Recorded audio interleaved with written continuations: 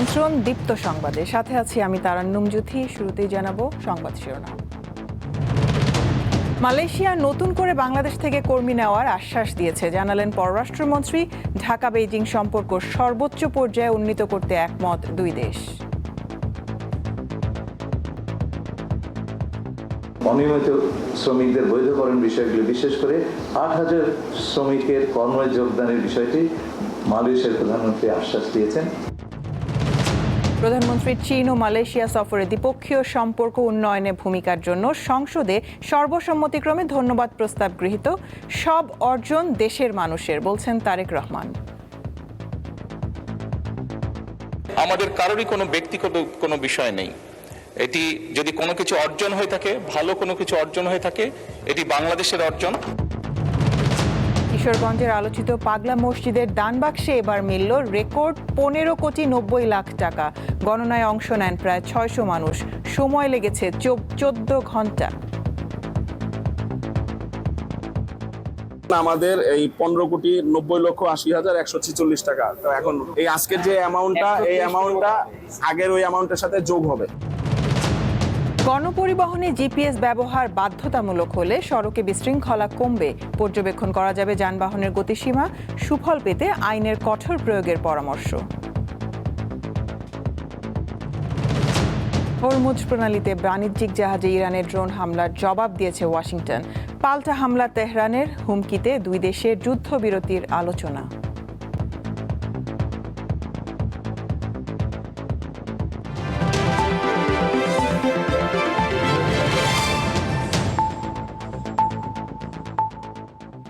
Malaysia নতুন করে বাংলাদেশ থেকে কর্মী নেওয়ার আশ্বাস দিয়েছে। প্রধানমন্ত্রী তারেক রহমানের সফরে এই অগ্রগতি হয়েছে।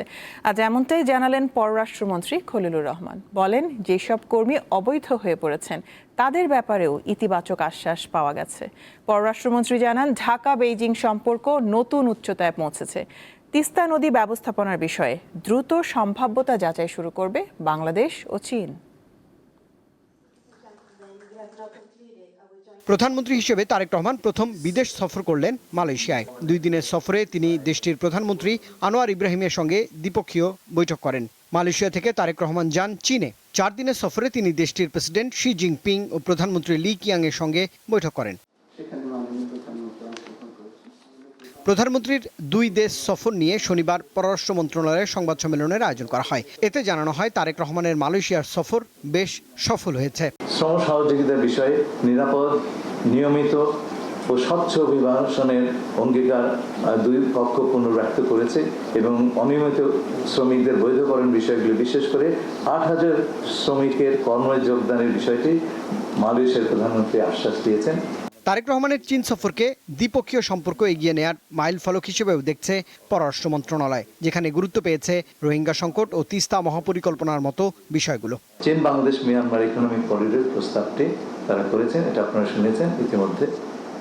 তিস্তা নদীর ব্যাপক ব্যবস্থাপনা ও পুনরুদ্ধার প্রকল্প, এর উল্লেখযোগ্য অগ্রগতি হয়েছে। চীন সর্বসাধ্য সহায়তা প্রদান করবে বলে জানিয়েছেন এবং আমরা দুপক্ষে একমত হয়েছি যে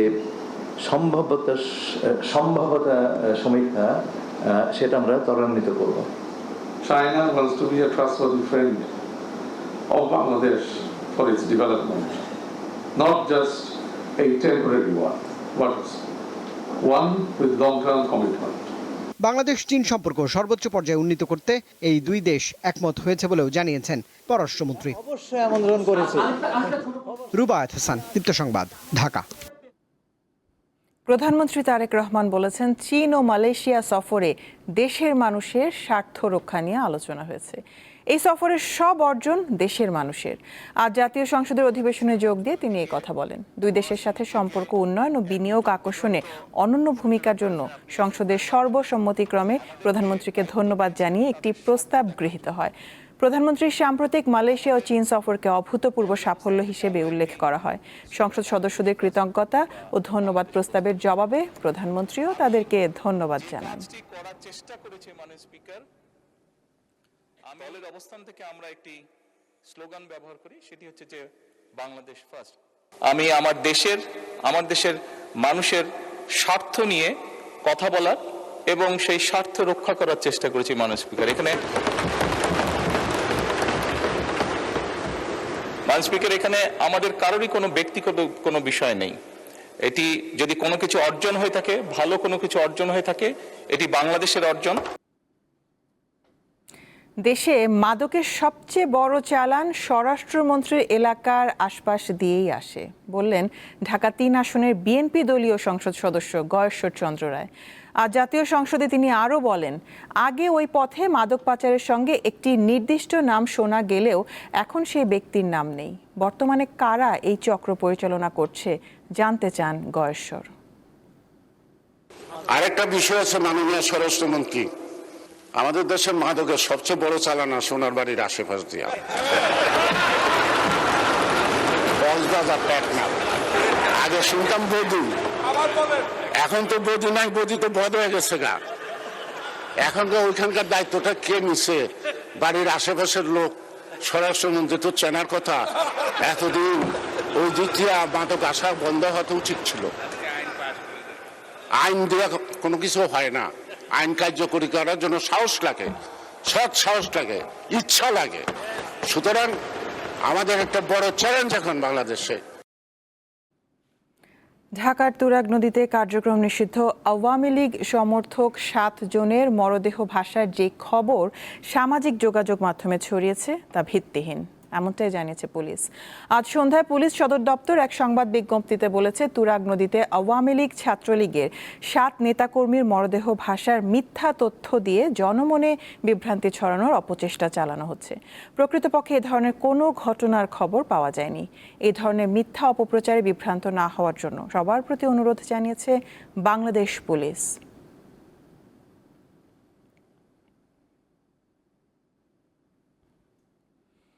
অতীতের সব রেকর্ড ভেঙে কিশোরগঞ্জের পাগলা মসজিদের দান বাক্সে মিলেছে 15,90,80,000 টাকা।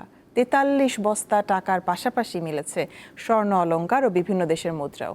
প্রায় 600 মানুষ 14 ঘন্টায় এই টাকা গুনতে সক্ষম হয়। শনিবার সকাল 7টা একে একে খোলা হয় কিশোরগঞ্জের আলোচিত পাগলা মসজিদের বড় বড় দান বাক্সগুলো। অতিরিক্ত জেলা ম্যাজিস্ট্রেট ও দান বাক্স খোলা কমিটির আহ্বায়ক মোহাম্মদ এরশাদুল আহমেদের তত্ত্বাবধানে এবং জেলা প্রশাসক সোহানা নাসরিন ও অতিরিক্ত পুলিশ সুপার নাজমুস সাকিব খানের উপস্থিতিতে সবগুলো বাক্স খোলা হয়। দান বাক্স থেকে টাকাগুলো প্রথমে বস্তায় ভরে মসজিদের দ্বিতীয় তলায় নেওয়া হয়, পরে মেঝেতে ঢেলে শুরু হয় গণনা।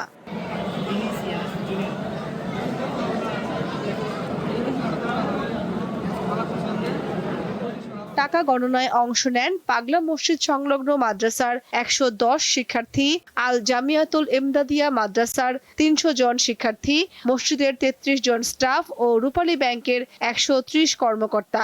10 টাকা, 20 টাকা, 50 টাকা, 100 টাকা, এভাবে আমরা 1000 টাকা, 500 টাকা এভাবে আমরা পাইতেছি। একসাথে এত টাকা কোথাও আমরা হয়তো দেখতে পারতাম না, বা বিনদেশি মুদ্রা, স্বর্ণালংকার বা বিনদেশি কয়েন গুনতে অনেক ভালো লাগে। সবাই একসাথে এতগুলো টাকা গুনি, তবে দান বাক্স খুলবে আর আমরা এই টাকাটা গণনা করব, মানে একটা আগ্রহ জায়গা আলাদা ভাবে। এখন আমাদের এই 15,90,80,146 টাকা। তো এখন এই যে আজকের অ্যামাউন্টটা, এই অ্যামাউন্টটা আগের ওই অ্যামাউন্টের সাথে যোগ হবে। পাগলা মসজিদের দান বাক্স খোলার খবর শুনে দূর দূরান্ত থেকে আসা বহু মানুষ মসজিদের আশপাশে ভিড় করেন।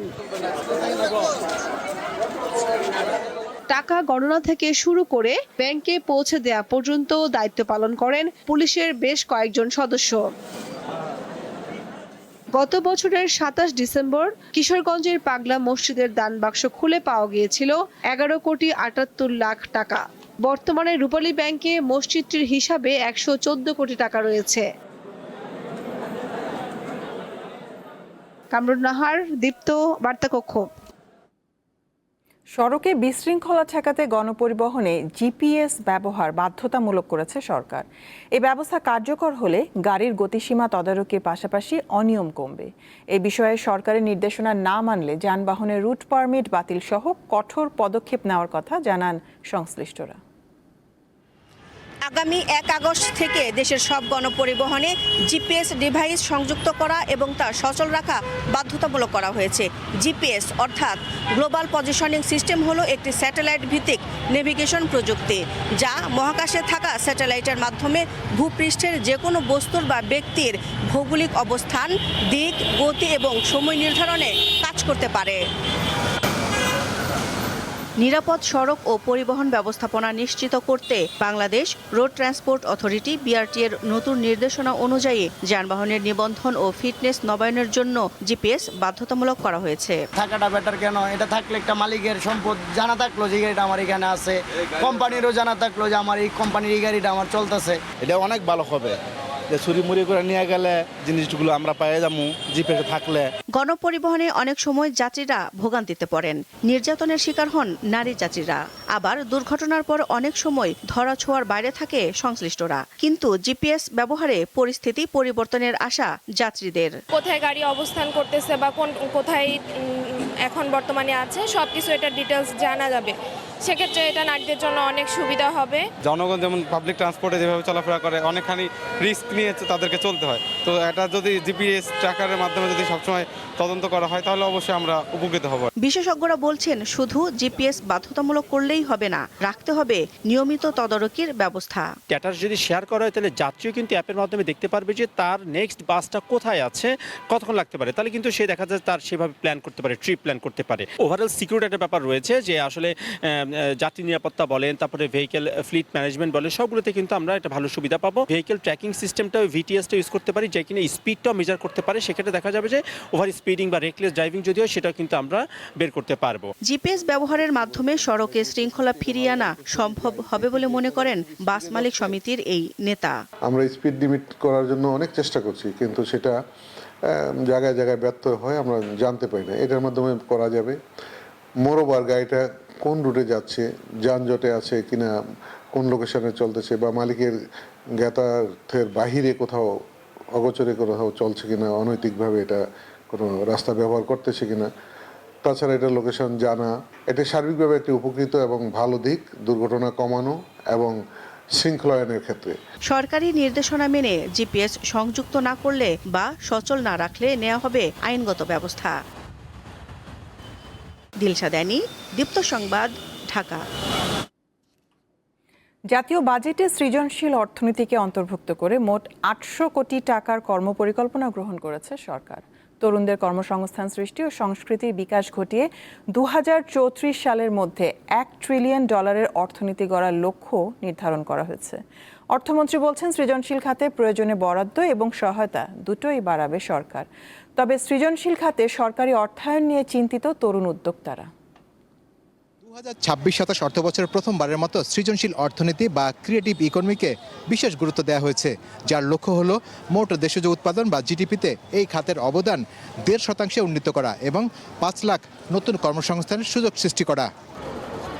তবে সৃষ্টিশীল কাজের সঙ্গে জড়িত নবীন উদ্যোক্তারা কি আসলেই মূল্যায়িত হবেন, কিংবা তাদের জন্য ঘোষিত সহায়তা আদৌ কি ঠিকমতো পাবেন তারা? কিভাবে এই ফান্ডিংটা পেতে হয়, বেশিরভাগ উদ্যোক্তাই এই ব্যাপারে তাদের কোনো ধারণা নেই বা তারা জানে না। দ্বিতীয়ত হলো এইটা পাওয়ার জন্য যেই জিনিসপত্র থাকতে হবে সেটাকে আসলে কিভাবে ওভারকাম করবে, সেটার জন্য আসলে যেই গাইডলাইন দরকার বা সেটার জন্য যেই ফ্লেক্সিবিলিটি দরকার, সেটাও আসলে একটা উদ্যোক্তার জন্য একটা বড় চ্যালেঞ্জ। যদিও সরকার বলছে এবারের বাজেট উদ্যোক্তাদের জন্য সম্ভাবনার নতুন দুয়ার খুলে দিয়েছে। বলা হচ্ছে প্রযুক্তি, মিডিয়া, চলচ্চিত্র এবং ওটিটি প্ল্যাটফর্মের মতো সৃজনশীল খাতে খুব দ্রুত বিপুল সংখ্যক নতুন কর্মসংস্থান তৈরি করা সম্ভব। সৃজনশীল শিল্পকে এগিয়ে নিতে বিশ্বমানের প্রযুক্তি, অত্যাধুনিক স্টুডিও এবং উন্নত কারিগরি সরঞ্জামের প্রয়োজন হবে, যার মাধ্যমে শক্তিশালী হবে সামগ্রিক অর্থনৈতিক অবকাঠামো। আর বৈশ্বিক ডিজিটাল বাজারের বিস্তারের সাথে সাথে সৃজনশীল কন্টেন্ট, কারুশিল্প ও সফটওয়্যারের চাহিদা বাড়ছে, যা বৈদেশিক মুদ্রা অর্জনের নতুন দিগন্ত উন্মোচন করবে। এমন বাস্তবতায় রাজধানীর অদূরে পূর্বাঞ্চলে 160 একর জমিতে ফ্ল্যাগশিপ সেন্ট্রাল হাব নির্মাণের সম্ভাব্যতা যাচাইয়ের কাজ চলছে। ক্রিয়েটেড ইন বাংলাদেশ নামে একটি জাতীয় ব্র্যান্ড চালুর উদ্যোগ নেওয়া হয়েছে, যা দেশীয় শিল্প ও সংস্কৃতিকে আন্তর্জাতিক বাজারে তুলে ধরবে। এছাড়া পেপাল সহ আন্তর্জাতিক পেমেন্ট গেটওয়ে চালুর উদ্যোগ নেওয়া হয়েছে। ক্রিয়েটিভ ইকোনমির কনসেপ্টটা নিয়েছি এখানে বহু লোক তাদের জীবনযাত্রার মানের উন্নয়ন হবে, তারা আরো লোক এমপ্লয় করবে। একটা হচ্ছে আমরা কোনোদিন স্পোর্টসকে ইকোনমি হিসেবে দেখি না। Sports is a big economy. বিশ্লেষকরা বলছেন, কর্মসংস্থান তৈরি ও সামগ্রিক অর্থনীতিতে গতি সঞ্চার করতে চাইলে সৃজনশীল খাতে তরুণদের অংশগ্রহণ বাড়ানোর বিকল্প নেই। স্থবিরতা কাটিয়ে ওঠার জন্য আমরা একটা বিকল্প চিন্তা দরকার। এই বিকল্প চিন্তা থেকে আসলে সৃজনশীল অর্থনীতি কথাটা আসছে। যদি ইনোভেটিভ কিছু আইডিয়া না আসে, তাহলে আপনার এখানে বিনিয়োগ আসবে না। আর ইনোভেটিভ আইডিয়া আসলে পরে এটি ইমপ্লিমেন্টেশনেও আপনার একটা নতুনত্ব আসবে।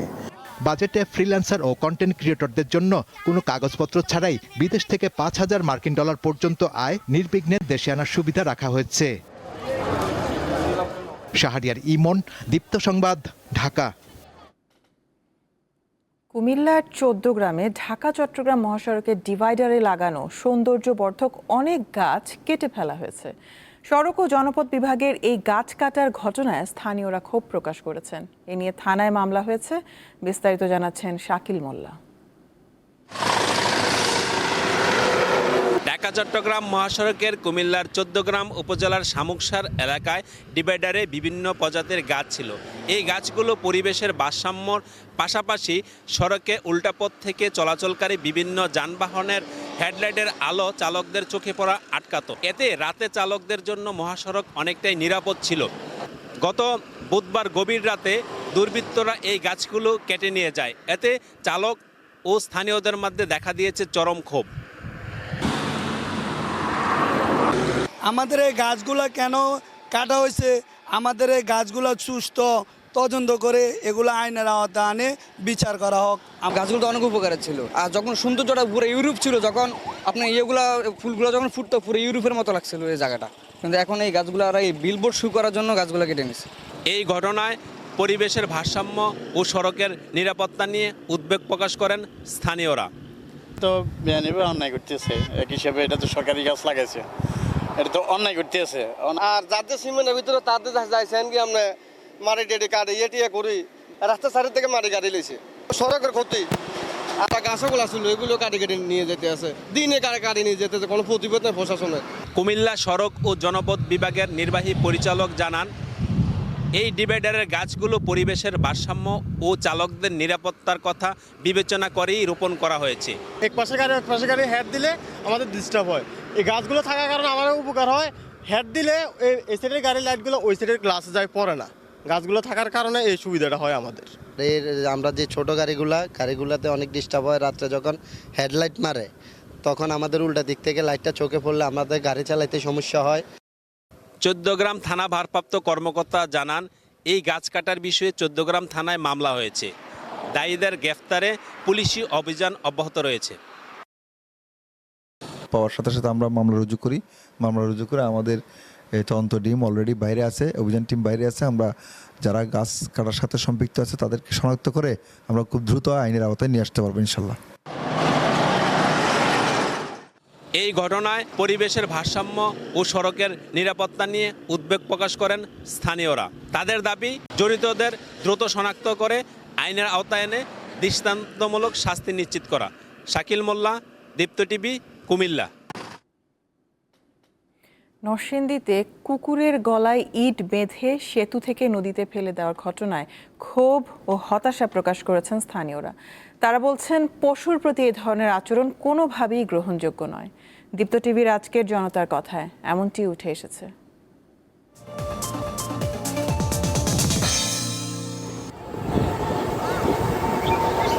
গত 24 তারিখে এই জায়গায় এই স্থানেই একজন ব্যক্তি একটা কুকুরকে গলায় রশি বেঁধে এই নদীতেই ফেলে দেয়। জনগণের কাছে জানতে চাচ্ছি এই কাজটা কেমন হলো। আমরা যখন ভিডিওটা দেখি সামাজিক যোগাযোগ মাধ্যমে, যখন আমরা দেখতে পাই যে একটা কুকুরের গলায় রশি বেঁধে ইট দিয়ে নদীতে ফালাইয়ে দেয়, তখন এটা স্বাভাবিক, যে কোনো মানুষেরই, হৃদয়বান মানুষ যাদের মন আছে তাদের স্বাভাবিক খারাপ লাগবে। কারণ আমরা দেখতে পাচ্ছি যে কিছু কিছু মানুষ এখানে দেখছিল যে কুকুরটা ফালাইতেছে, তখন কেউ কোনো বাধা দেয় নাই। পশু, সে তো একটা বোবা প্রাণী, আমরাও তো মানুষ, আমাদেরও তো মধ্যে প্রাণ আছে। তো আমাদের সাথে যদি এরকম জিনিসটা ঘটতো তাহলে এটা তো খুব খারাপ ভাবে হইতো। তো সেই সুবাদে আমি চাই যে এই অপকর্মটা করেছে তার যাতে দৃষ্টান্তমূলক শাস্তি হয়। পোষ্য প্রাণী যারা, তাদের একটা অধিকার আছে, এই জিনিসটা আসলে এখনো সমাজের অনেক প্রান্তে অবহেলিত। যদি আমাদের প্রাণী অধিকারের বিষয়ে আমাদের সচেতনতা আরো ভালো থাকতো। আমরা এই ধরনের আমাদের তরুণ সমাজ এই ধরনের ঘটনা আগামীতে আর দেখতে চাই না, এরকম বর্বরতা, নিষ্ঠুর কাজ। আমরা এটা তীব্র নিন্দা এবং প্রতিবাদ জানাই এবং এর সুস্থ বিচারও দাবি জানাই। কুকুরের সাথে যে ব্যবহারটা করেছে এটা আসলে মানুষ হয়ে কোনোভাবে এটা উচিত হয় নাই। কুকুরের ব্যবহারটা আমরা কুকুরের সাথে করেছি, তো আমরা আসলে পশুর পরিচয় দিয়েছি। প্রাণী বা অন্যান্য সবকিছুর প্রতি আসলে আমাদের যেই মনুষ্যত্ব আছে সেই মনুষ্যত্বটা ভালোভাবে দেখানো উচিত। অতীতের মানবাধিকার লঙ্ঘনে নিরপেক্ষ তদন্ত ও দ্রুত বিচারের দাবি জানিয়েছেন আইনজীবী, মানবাধিকার কর্মী সহ বিশিষ্ট নাগরিকরা। আজ রাজধানীতে মানবাধিকার বিষয়ক এক অনুষ্ঠানে তারা এই দাবি জানিয়ে বলেন, মানবাধিকার রক্ষায় বিচার বিভাগ ও নাগরিক সমাজ সহ সবাইকে এগিয়ে আসতে হবে। শনিবার সকালে রাজধানীর বিশ্ব সাহিত্য কেন্দ্রে অনুষ্ঠিত হয় 12তম human rights conference. Human rights support society আয়োজিত অনুষ্ঠানে মানবাধিকার পরিস্থিতির উন্নয়ন, তরুণদের সম্পৃক্ততা এবং নির্যাতনের শিকার মানুষের অধিকার নিশ্চিতের বিষয়টি উঠে আসে। আলোচনায় অংশ নেন আইনজীবী, মানবাধিকার কর্মী, সাংবাদিক সহ বিভিন্ন শ্রেণী পেশার মানুষ। অনুষ্ঠানে বক্তারা বিগত সরকারের সময় মত প্রকাশের স্বাধীনতা হরণ, দমন পীড়ন এবং মানবাধিকার লঙ্ঘনের নানা ঘটনা তুলে ধরেন। বলেন, সকল মানবাধিকার লঙ্ঘনের ঘটনায় বিচার নিশ্চিত করতে হবে। বাংলাদেশের এই মানবাধিকার রক্ষার জন্য একটা শক্ত মানবাধিকার কমিশন দরকার, এক বিচার বিভাগের স্বাধীনতা দরকার এবং আমরা আরো মনে করি যে সংবাদ মাধ্যমগুলোর যে মত প্রকাশের স্বাধীনতা সেগুলো দরকার, তাহলে সত্যগুলো সামনে চলে আসবে। আমাদের পক্ষ থেকেও উদ্যোগ থাকবে যে বাংলাদেশের জন্য সংসদে যেন একটা কমিটি আমরা ইনশাল্লাহ গঠন করতে পারি মানবাধিকার বিষয়ে। তো সেই জায়গায় আমরা কাজ করে যাচ্ছি। আজকে যে মানবাধিকার লঙ্ঘনের ঘটনাগুলি ঘটছে সেই জায়গাটিতে আমাদের সোচ্চার হতে হবে। এখানে দলীয় বিবেচনা করা যাবে না। আমি কোন বিশ্বাসে বিশ্বাসী সেটা দরকার নেই। আমাদেরকে প্রথম দিন থেকেই সচেতন থাকতে হবে, দৃঢ়তার সাথে কথা বলতে হবে। এছাড়া অতীতে সংগঠিত সকল অপরাধের বিচার দাবি করেন আইনজীবীরা। তবে বিচারের নামে কোনো নিরপরাধ মানুষ যেন নির্যাতনের শিকার না হন সে বিষয়ে জোর দেন তারা। যেখানে আমরা নিজেরা শরীক হচ্ছি, যেটার মধ্যে এগুলোর ব্যাপারে কথা না বলি এগুলো হতে দিচ্ছি, এটা একটু ভাবতে হবে। শুধুমাত্র সেই পুলিশ বা সেই সেনাবাহিনীর সদস্য শুধু তারা দায়ী না, কিন্তু শুধু সেই রাজনীতিবিদ যে হুকুম দেয় সে দায়ী না। যারা জেনে শুনে নিশ্চুপ থাকে, বক্তব্য দিতে রাজি না হয়, তাদেরও কিন্তু কিছু দায়িত্ব আছে। যে একটা ইন্ডিপেন্ডেন্ট পুলিশ ইনকোয়ারি কমিশন গঠন করা হোক। পুলিশের বিচার বা তদন্তের জন্য পুলিশের কাছে যেতে চাই না, আর একটা ইন্ডিপেন্ডেন্ট ইনকোয়ারি কমিশনের কাছে যেতে চাই। এমন এক সিস্টেম এখন হয়েছে, অতীতেও ছিল, এরকমই দেখছি আমরা বিগত 15-20 বছর থেকে। যখন যা নিষ্পত্তি হওয়ার কথা তখন তা নিষ্পত্তি না হওয়ার কারণে অনেক বিচার প্রার্থীদের মধ্যে হতাশার লেভেল এই পর্যায়ে পৌঁছে অনেকেই মন্তব্য করেন আর এই বারান্দায় আছে। ভবিষ্যতে দেশের মানবাধিকার পরিস্থিতি নিয়ে জনসচেতনতা তৈরি এবং নীতিগত সংস্কারের দাবি জানান আয়োজকরা। মাহিদুর রহমান, দীপ্ত সংবাদ, ঢাকা। বগুড়া শহরের দুটি হরিজন কলোনিতে একাধিক বহুতল ভবন নির্মাণের উদ্যোগ নেওয়া হয়েছে, কিন্তু অতীতের মতো প্রতি পরিবারের জন্য একটি মাত্র কক্ষ বরাদ্দ থাকায় চরম অসন্তোষ দেখা দিয়েছে। একটি মাত্র ঘর, তার সামনেই ছোট্ট একটি বারান্দা, এতটুকু জায়গাতেই সপরিবারে বসবাস। একজন দুজন নয়, পরিবারের সকল সদস্য থাকেন এখানে। এমনকি পরিবারের ছেলে মেয়েদের বিয়ে হলেও তাদের জন্য মেলে না আলাদা রুম, থাকতে হয় একই ঘরে সবার সঙ্গে গাদাগাদি করে। বলছি বগুড়ার হরিজন সম্প্রদায়ের কথা। আবাসন সংকট সমাধানে বগুড়ায় দুটি হরিজন কলোনিতে বহুতল আবাসিক ভবন নির্মাণের উদ্যোগ নিয়েছে সরকার।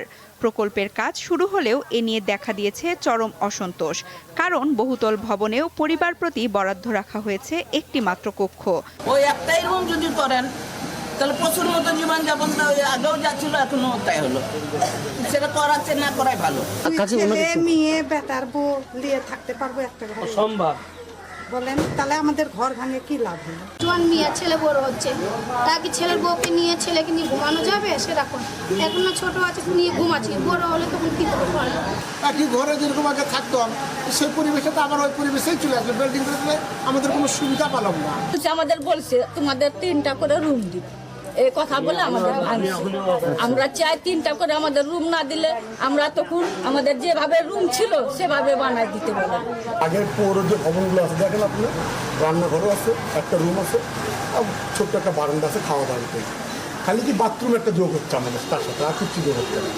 বিষয়টি গুরুত্বের সঙ্গে বিবেচনার কথা জানান প্রকল্পের কর্মকর্তারা। আপনি যেটা বলছেন সেটা আমাদের ঊর্ধ্বতন কর্তৃপক্ষকে আমরা বিষয়টা অবগত করবো যে স্যার এখানে যদি একটা না করে সেপারেট যদি 2টা রুম যদি করা যায় তাহলে তারা আরেকটু ভালো হয়তো সুন্দর পরিবেশে তারা থাকতে পারে, সিকিউরিটিও তাদের মধ্যে থাকবে।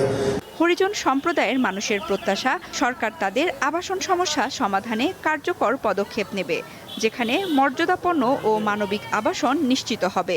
সঞ্জিদা স্নিগ্ধা, দীপ্ত, বার্তাকক্ষ। ইরানের ড্রোন ও ক্ষেপণাস্ত্র জিপো এবং উপকূলীয় রাডার সিস্টেমে যুক্তরাষ্ট্রের হামলার পর ওয়েস্ট এশিয়ায় অবস্থিত যুক্তরাষ্ট্রের সামরিক ঘাঁটিগুলোতে পাল্টা হামলা চালিয়েছে তেহরান। শনিবার এক বিবৃতিতে দাবি করেছে Islamic Revolutionary Guard Corps IRGC। ইরানের নৌবাহিনী জানায় আশপাশে যুক্তরাষ্ট্রের সেনা ঘাঁটি ও স্থাপনাগুলোকে লক্ষ্য করে পাল্টা হামলা চালানো হয়েছে। তবে ঠিক কোন কোন ঘাঁটিতে আঘাত হানা হয়েছে সে বিষয়ে বিস্তারিত তথ্য দেয়নি তারা। এর আগে হরমুজ প্রণালীতে সিঙ্গাপুরের পতাকাবাহী একটি মালবাহী জাহাজে ড্রোন হামলা চালায় ইরান, জবাবে পাল্টা হামলা চালায় যুক্তরাষ্ট্র।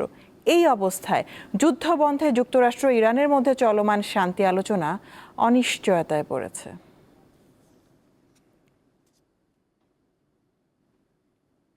ভেনেজুয়েলায় জোড়া ভূমিকম্পে নিহতের সংখ্যা বেড়ে 920 জনে দাঁড়িয়েছে। ধসে পড়া অসংখ্য ভবনের নিচে এখনো বহু মানুষ চাপা পড়ে থাকায় উদ্ধার কার্যক্রম জোরদার করা হয়েছে। আর স্বজনদের খোঁজে ধ্বংসস্তূপের বাইরে অপেক্ষায় হাজারো পরিবার। ভয়াবহ ভূমিকম্পে রাজধানী কারাকাস সহ দেশের উত্তরের ডজন খানেক শহর লণ্ডভণ্ড হয়ে গেছে। হাসপাতালের রোগীর চাপ বেড়ে যাওয়ায় অস্থায়ী চিকিৎসা কেন্দ্রে আহতদের সেবা দেওয়া হচ্ছে। কয়েকশো আন্তর্জাতিক উদ্ধারকর্মী এরই মধ্যে ভেনেজুয়েলায় পৌঁছেছে।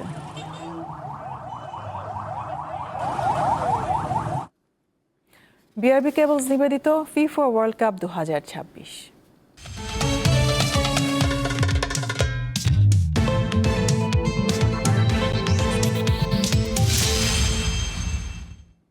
বিশ্বকাপের যে গ্রুপে নিজেদের শেষ ম্যাচে জর্ডানের বিপক্ষে মাঠে নামবে বর্তমান চ্যাম্পিয়ন আর্জেন্টিনা। ম্যাচের শুরুর একাদশে থাকছেন লিওনেল মেসি। একাদশে বেশ কিছু পরিবর্তন করেছেন মাস্টার মাইন্ড লিওনেল স্কালোনি। যুক্তরাষ্ট্রের ডালাসে ম্যাচটি শুরু হবে বাংলাদেশ সময় কাল সকাল 8টায়। শিরোপা ধরে রাখার মিশনে শুরুটা দারুণ হয়েছে আর্জেন্টিনার। আলজেরিয়া ও অস্ট্রিয়াকে হারিয়ে গ্রুপ চ্যাম্পিয়ন হিসেবে পৌঁছে গেছে নকআউট পর্বে। এবার জর্ডানের বিপক্ষে খেলবে নিয়ম রক্ষার ম্যাচ। এবারের বিশ্বকাপে এখন পর্যন্ত আর্জেন্টিনা গোল করেছে 5টি, সবকটি করেছেন মেসি। বিশ্বকাপ ইতিহাসে সর্বোচ্চ গোলদাতাও এখন আর্জেন্টাইন এই অধিনায়ক। জর্ডানের বিপক্ষে মেসি নামলে তার গোলের সংখ্যা বাড়িয়ে নেয়ার সুযোগ পাবেন বলে জানান কোচ লিওনেল স্কালোনি। জর্ডানের বিপক্ষে দলে কিছুটা পরিবর্তন আনতে যাচ্ছেন স্কালোনি। মেসি না খেললে তার জায়গায় খেলবেন তরুণ নিকো পাজ। এছাড়া অন্য কয়েকটি পজিশনেও পরিবর্তন আসতে যাচ্ছে। এদিকে টানা 2 হারে যে গ্রুপের তলানিতে রয়েছে জর্ডান। গ্রুপ পর্বে নিজেদের শেষ ম্যাচে বর্তমান চ্যাম্পিয়নদের বিপক্ষে জয় চাইছে তারা।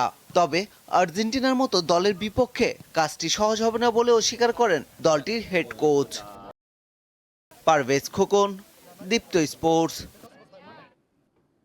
এদিকে নওগাঁর রানীনগরে এক চিকিৎসক তার ব্যক্তিগত চেম্বারে ব্রাজিল সমর্থকদের ফ্রিতে চিকিৎসা সেবা দিচ্ছেন। ডাক্তার ফরিদ এইচ খান আর্জেন্টিনার সমর্থক হয়েও ব্যতিক্রমী এই উদ্যোগ নেওয়ায় এলাকায় ব্যাপক সাড়া ফেলেছে। আরও জানাচ্ছেন সহকর্মী মোহাম্মদ আব্দুর রউফ।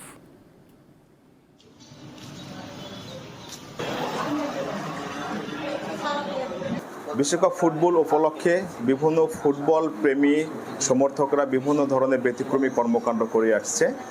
তারই একটি ব্যতিক্রমী কর্মকাণ্ডের মধ্যে বলা যায় যে নওগাঁ রানীনগরের ডাক্তার ফরিদ এইস খান, তিনি মূলত আর্জেন্টিনার সমর্থক। তিনি আর্জেন্টিনার সমর্থক হলেও বিশ্বকাপ ফুটবলের শুরু থেকে এখন পর্যন্ত তিনি ব্রাজিল এবং আর্জেন্টিনার সমর্থকদের ফ্রি চিকিৎসা প্রদান করে আসছেন।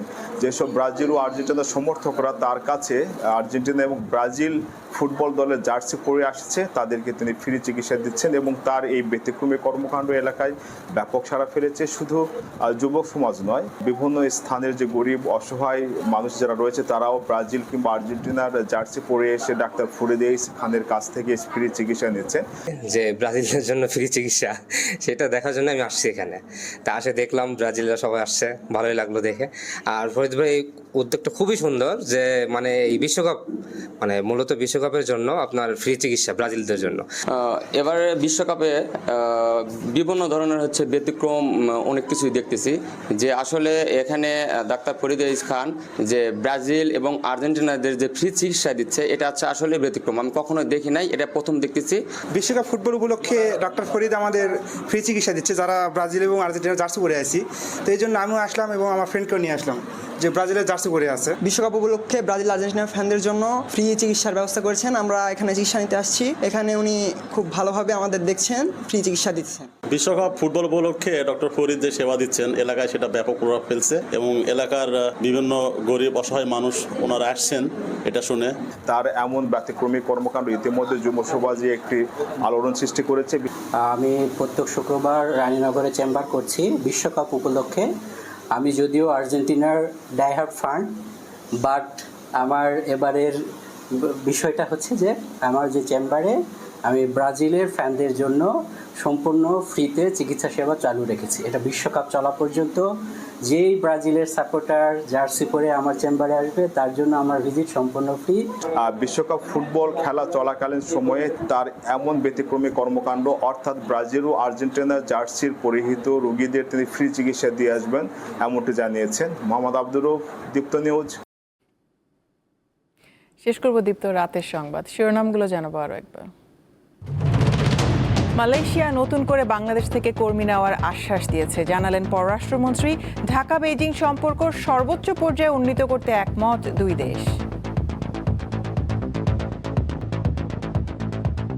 অনিয়মিত শ্রমিকদের বৈধকরণ বিষয়গুলি, বিশেষ করে ৮,০০০ শ্রমিকের কর্মে যোগদানের বিষয়টি মালয়েশিয়ার প্রধানমন্ত্রী আশ্বাস দিয়েছেন।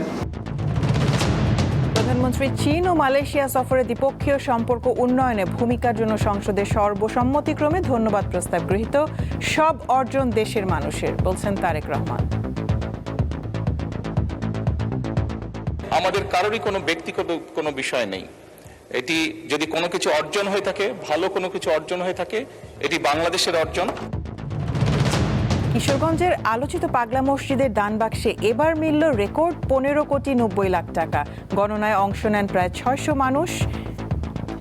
43 বস্তা গুনতে সময় লেগেছে প্রায় 14 ঘন্টা। আমাদের এই 15,90,80,146 টাকা। তো এখন এই আজকের যে অ্যামাউন্টটা, এই অ্যামাউন্টটা আগের ওই অ্যামাউন্টের সাথে যোগ হবে। গণপরিবহনে জিপিএস ব্যবহার বাধ্যতামূলক হলে সড়কে বিশৃঙ্খলা কমবে, পর্যবেক্ষণ করা যাবে যানবাহনের গতিসীমা। সুফল পেতে আইনের কঠোর প্রয়োগের পরামর্শ। হরমুজ প্রণালীতে বাণিজ্যিক জাহাজে ইরানের ড্রোন হামলার জবাব দিয়েছে ওয়াশিংটন। পাল্টা হামলা তেহরানের, হুমকিতে দুই দেশের যুদ্ধবিরতির আলোচনা।